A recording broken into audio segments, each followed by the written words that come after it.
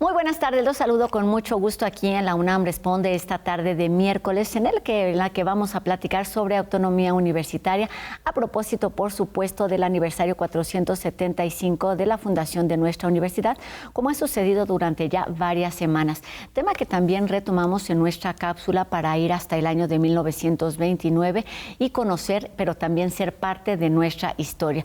Les contamos también sobre otros temas, por ejemplo, un programa que lleva a cabo ya desde hace varios años la Orquesta Sinfónica de Minería. Escucharemos a Jacobo Dayan y su reflexión semanal. Esto y mucho más durante los próximos minutos. Comenzamos.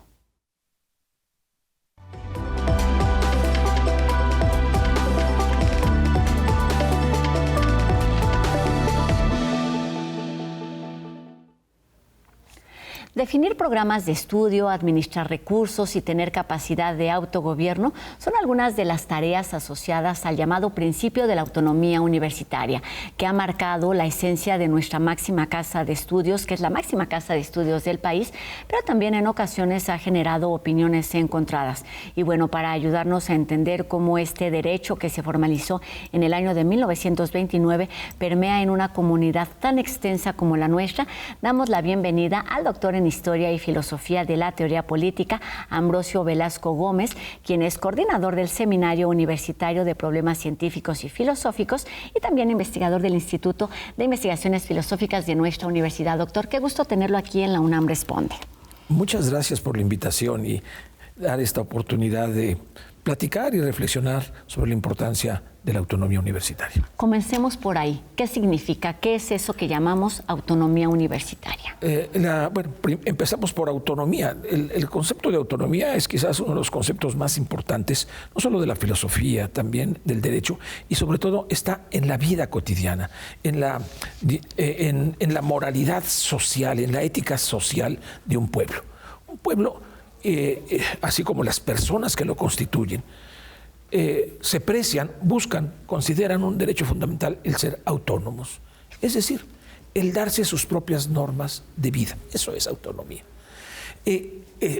Autonomía se opone justamente a la imposición, a un dominio injusto, a autoritarismo, ¿no? Quizás podemos oponer autonomía y autoritarismo. Y no solo es privativo de las universidades, es privativo empezando por las personas. Una persona, por definición, si es libre, es autónoma. Se da sus propias normas éticas, fija sus propios fines de vida. Y lo mismo las instituciones o un pueblo.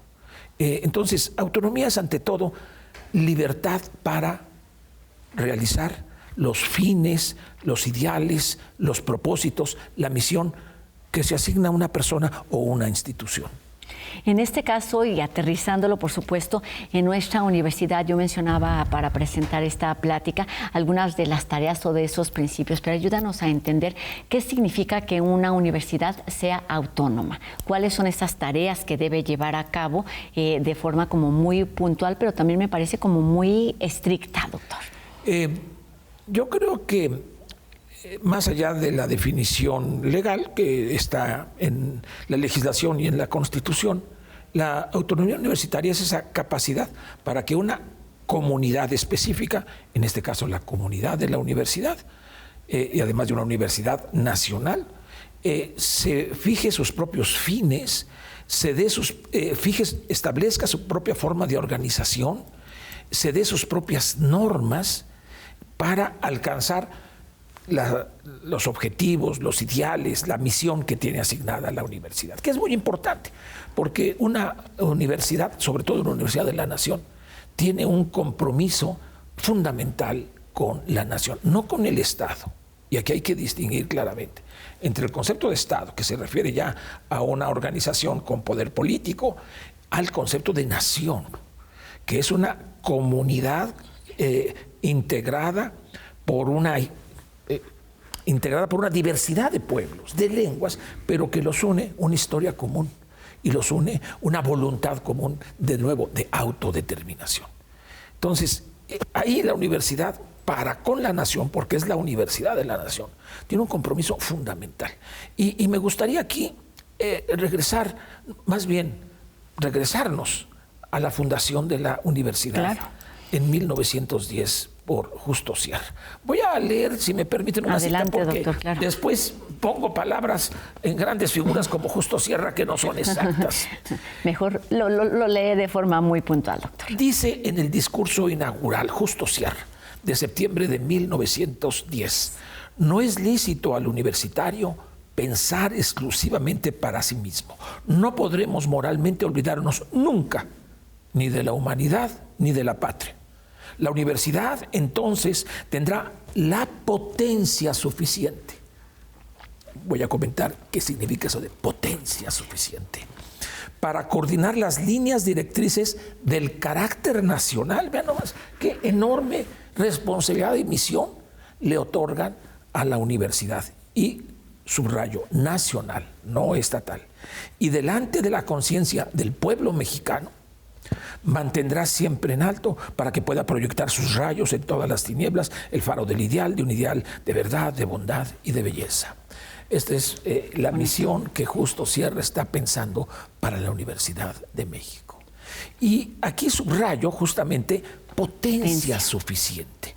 Es decir, aquí potencia no significa a una fuerza física, sino a la capacidad, al poder no en el sentido de poder sobre, sino poder para lograr una determinada, cumplir esta misión que le está asignando, ir delante de la conciencia nacional, orientar ese desarrollo. Entonces, y justo esa potencia, ese poder para, requiere de autonomía. La autonomía es esencial. Partiendo de todo esto que nos está diciendo, pienso justamente en un concepto que es muy claro, pero que podría tener como diferentes interpretaciones, lecturas, no sé si está de acuerdo con esto, y le preguntaría lo siguiente: ¿cómo se ha ido modificando esta forma, este concepto con el paso del tiempo, doctor? Fíjense que en nuestra universidad Universidad de México, estamos celebrando 475 años. Y es muy importante. Ahora nos referimos a la fundación de la Universidad Nacional de México. Vamos a sus orígenes, porque el mismo Justo Sierra dice, tiene raíces y raíces muy profundas, el claustro de la Universidad, de la Real Universidad de México, en este mismo discurso. Es decir, Justo Sierra está reconociendo y dice, este discurso dice, tenemos un sentimiento de filialidad, nos sentimos como hijos de, aunque dice que no tiene madres no tiene antecedentes, no tiene padres ni abuelos, sí hay este sentimiento de nuestro origen en la universidad que se funda por cédula real en 1551 y empieza su vida académica en 1553. Y déjeme nomás decir una cosa respecto a este momento. El catedrático más importante en la fundación de la Universidad de México fue Alonso de la Veracruz, cuya estatua está en el patio Rosario Castellanos de la Facultad de Filosofía y Letras, y su aula magna lleva el nombre de Alonso de la Veracruz. Y Alonso de la Veracruz, el primer curso que dedicó es precisamente para orientar la construcción de la nación mexicana, desde la universidad. ¿Cómo? Reconociendo la libertad. Dice, gobierno propio, la autonomía de los pueblos originarios de México frente al poder colonial. Así nace la universidad, con ese compromiso, con ese reto de construir la nación, una nación autónoma, libre, ¿frente a qué? Frente al poder imperial colonialista de Carlos V. Ese es el origen de nuestra universidad. Y ahí están las obras, ahí está ese curso inaugural que se llama Sobre el dominio de los indios y la guerra justa. Por esa reelección, por esa obra y esa cátedra y otras más del mismo tono, Alonso de la Veracruz sintió el poder represor del Estado y fue enviado a la Inquisición. ¿Cómo lograr que un concepto que se vuelve una misión de vida, una misión diaria, permea a través de generaciones, a través de diferentes principios, disciplinas? Ya hablaba usted de la filosofía, del derecho, de cómo tiene que ver como con diferentes tareas y que sigue siendo una cualidad identitaria, doctor. Porque justamente el papel de las universidades, desde sus inicios en la Edad Media, y desde entonces, desde el siglo XIII y antes todavía, hasta nuestros días, la universidad ha sido una fuente de pensamiento crítico y emancipador, siempre comprometido con el pueblo, con las comunidades, y tratando de orientar esa comunidad para que pueda por sí misma realizar sus ideales, sus metas, su concepto de justicia. Bueno, ¿cómo no va a ser las universidades y esa fuerza, esa potencia que dice Justo Sierra para guiar la conciencia nacional y la misma vida nacional, cómo no va a ser apreciada por todo el pueblo? Quizás no siempre por el Estado, claro, no siempre por el poder. Y déjenme nomás referirme, no traigo aquí la cita escrita, la voy a ver. Uno de los profesores también contemporáneos de Fray Alonso de la Veracruz tiene una obra bellísima que se llama La Universidad en 1554. Es Francisco Cervantes de Salazar, profesor de retórica. Y termina esa obra: en tierra donde la codicia impera, ¿habrá lugar para la sabiduría? Deja esa enorme interrogación, viendo ya cómo se cernía la represión y la censura sobre Alonso de la Veracruz. Y ese es un tema que sigue hasta nuestros días. Y más adelante, si hay tiempo, me referiré al rector Gómez Morín, exactamente con esta defensa de la autonomía de la universidad y esta amenaza que muchas veces el poder estatal ha tenido en la universidad. Lo que nos hace falta es tiempo, doctor, y debemos justo ir puntualizando, porque estamos justamente en esta plática que tenemos de forma semanal para hablar de diferentes temas y conceptos que tienen que ver con la historia, la fundación de nuestra universidad, y ustedes tienen también algunas actividades planeadas precisamente en este marco, doctor. Sí, entre otras, justo sobre el tema de la autonomía universitaria. En la primera semana de septiembre se va a llevar a cabo unas mesas de reflexión que convocan la Fundación UNAM, la CRIPU, que coordina el doctor Hugo Casanova, y el Seminario Universitario de Problemas Científicos y Filosóficos, que me honro en coordinar. Y esto va a ser en la Facultad de Filosofía y Letras y en el Palacio de la Autonomía. Desde luego todo está dentro del programa general que coordina Néstor Martínez Cristo. ¿Cuáles son algunos de esos conceptos que serán abordados? Y lo ligo con la última pregunta, que tiene que ver con cómo la autonomía universitaria no solamente da potencia, fuerza a esta comunidad, sino a la sociedad más allá del entorno universitario. Pues justamente para que la universidad pueda cumplir esa función de orientación, de reflexión, ese compromiso humanista y humanitario es muy importante. La libertad interna de la universidad, la capacidad de organizarse, de definir sus proyectos de investigación, planes de estudio, su vida académica, es indispensable. Sin autonomía, la universidad no puede cumplir su misión frente a la nación.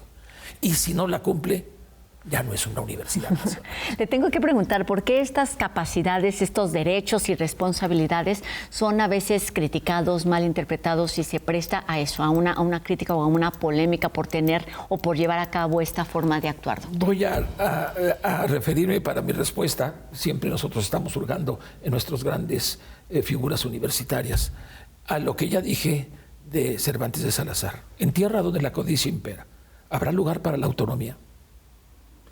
Él dice sabiduría, pero no puede haber sabiduría.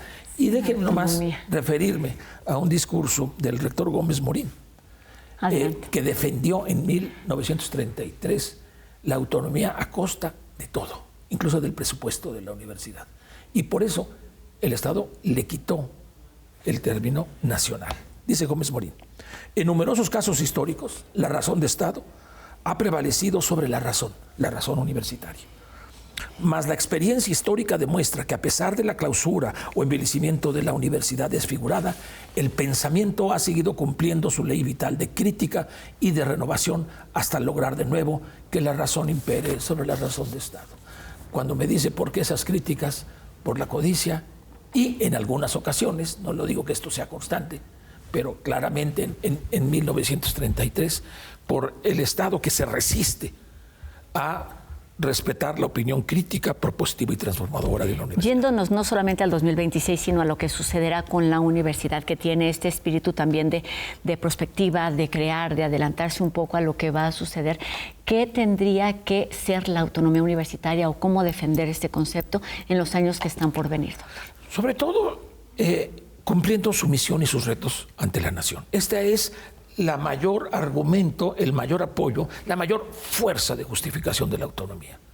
Pero cumplir con los requerimientos y demandas de una nación pluricultural y pluriétnica, como la define la Constitución, finalmente, después de muchas luchas de los pueblos indígenas, la universidad tiene que tener esta apertura a la diversidad de saberes, de culturas, de conocimientos, a integrar a los pueblos originarios, sobre todo sus sabidurías y a sus personas, pero también sus conocimientos en nuevos paradigmas cognitivos, en las ciencias, en las humanidades, pero también integrando las sabidurías populares que han sido fundamentales para la construcción de nuestra nación. La universidad tiene que transformarse haciendo uso de su autonomía y solo transformándose para cumplir su misión frente a la nación pluricultural se justificará y mantendrá y reforzará su autonomía.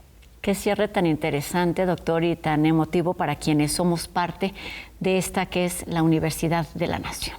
Muchísimas gracias por estos minutos y un programa para revisar en diferentes ocasiones, seguir tomando pues esos conceptos, ideas que nos dan identidad como universitarios, pero también como instancia y como sociedad, que es algo que ha retomado en diferentes momentos. Muchas gracias, doctor Ambrosio Velasco Gómez, coordinador del Seminario Universitario de Problemas Científicos y Filosóficos y también investigador del Instituto de Investigaciones Filosóficas de nuestra universidad. Y profesor de la Facultad de Filosofía. Y profesor de la exdirector también, ¿no?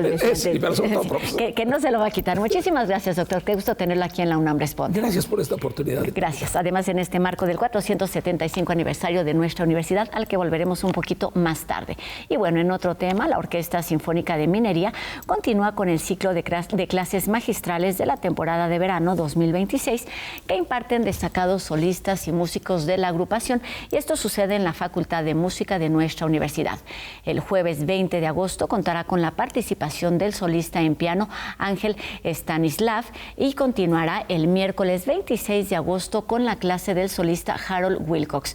Este ciclo se suma a los esfuerzos por acercar a una mayor cantidad de público al disfrute de la música clásica y bueno, la entrada es libre principalmente a profesores y alumnos en calidad de oyentes a todas estas sesiones que se llevan a cabo en Xicoténcatl número 126, ahí en la sede de la Facultad Universitaria que se encuentra en Coyoacán.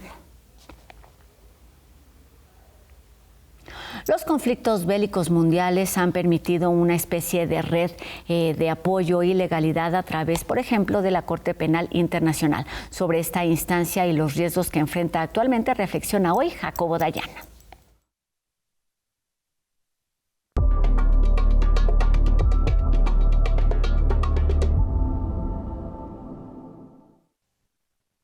¿Qué tal? Acabando la Segunda Guerra Mundial, después de los horrores vividos en ambas guerras, la humanidad comprendió que había que crear un marco normativo para contener la gran violencia, esa gran violencia que afecta a toda la humanidad. El derecho penal internacional fue conformándose a partir del final de la Segunda Guerra Mundial, incorporando los crímenes del genocidio, los crímenes de lesa humanidad, los crímenes de guerra y el crimen de agresión. A partir de ahí, junto con los tribunales de Nuremberg y de Tokio al final de la guerra, y posteriormente, entre otros, el Tribunal de la ex Yugoslavia y de Ruanda, es que se llegó hasta 2002, en un lento proceso, a la conformación de la Corte Penal Internacional, el primer tribunal internacional cuya competencia de manera permanente, cuya competencia son estos 4 crímenes atroces. Desde un inicio, no toda la comunidad internacional suscribió el Estatuto de Roma que da forma a la Corte Penal Internacional. De los 193 países que conforman la ONU, llegó a tener hasta 133 países. Hoy en día son 125. Algunos países han abandonado a la Corte, sobre todo porque han sido puestos bajo la lupa con crímenes que ocurrieron en sus territorios. El caso, por ejemplo, de Filipinas o de Burundi. En recientes fechas, Estados Unidos ha reiniciado un embate contra la Corte Penal Internacional. Cabe aclarar que de estos 125 países que hoy conforman la ONU, 3 de las grandes potencias del Consejo de Seguridad no son parte del estatuto. De estos 60 países casi que no conforman la Corte Penal Internacional, Estados Unidos, China y Rusia no son parte de la Corte. Pero ahora la administración de Trump ha decidido reiniciar un embate que comenzó con el retiro de visas y persecución financiera y diplomática a jueces y fiscales de la Corte. Ahora Marco Rubio anuncia que desmantelará la Corte Penal Internacional ladrillo por ladrillo. El objetivo es desmantelar una institución garante del proyecto civilizatorio y regresar a un mundo donde prive la fuerza del Estado, de los Estados y no el derecho internacional. A partir de este anuncio ya se dio la primera salida, que es de Venezuela, de este gobierno títere de los Estados Unidos en Venezuela, que anunció en días recientes su desincorporación de la Corte Penal Internacional. Con esto serán 124 países. De continuar una cascada de abandonos, la Corte quedará muy golpeada, a pesar de los intentos de muchos de los países, sobre todo europeos, que intentan mantener en funcionamiento este tribunal.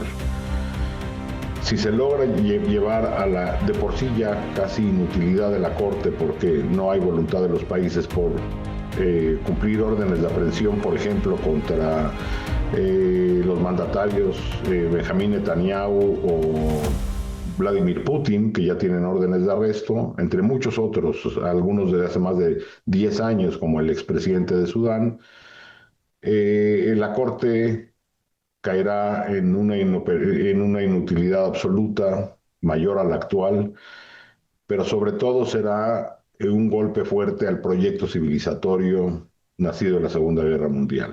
Esos son los tiempos que vivimos, donde el orden global está siendo derrumbado. Muchas gracias.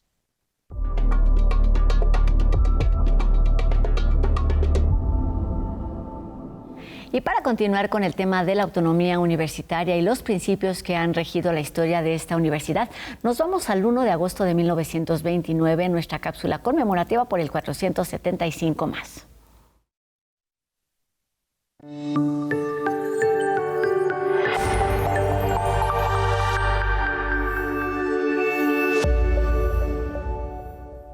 «475 años de historia de la Universidad Nacional no se pueden contar sin episodios de lucha y unión.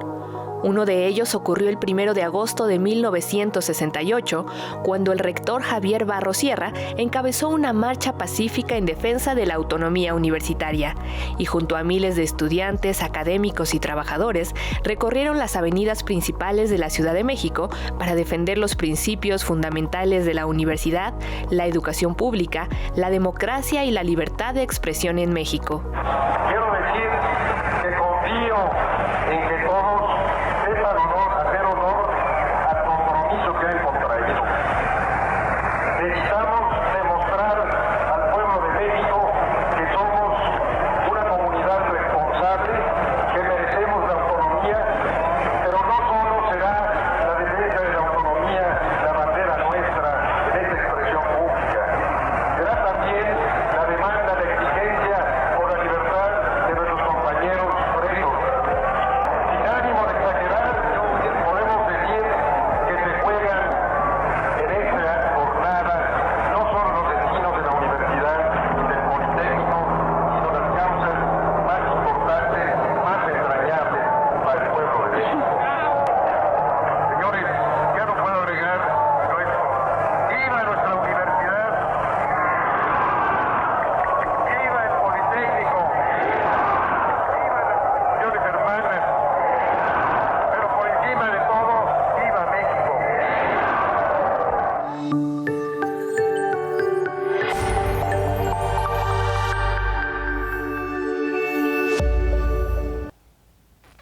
así terminamos nuestro programa de hoy agradeciendo a Ricardo Iturbe en la interpretación de lengua de señas mexicana y recordándoles a todos ustedes que podemos estar en contacto a través de nuestras redes sociales. Ustedes ya las conocen y aparecen en este momento en nuestras pantallas para que nos hagan llegar sus dudas, comentarios y sigamos haciendo juntos La UNAM Responde. Que tengan una excelente tarde y nos vemos aquí mañana, 2:30, por supuesto, en TV UNAM. Mi nombre es Rosa Brizuela. Adiós.